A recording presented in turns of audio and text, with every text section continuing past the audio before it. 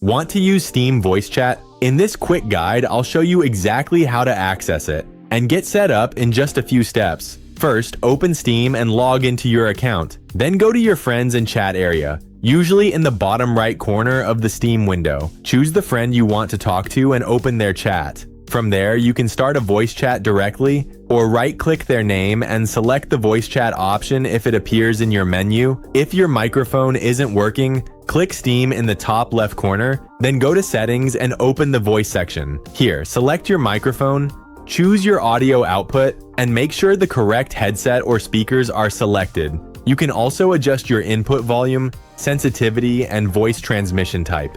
If you want cleaner control, use push to talk instead of open mic. That's it. Steam Voice Chat is now ready to use. If this helped, like, subscribe, and stay tuned for more ClearTask tutorials.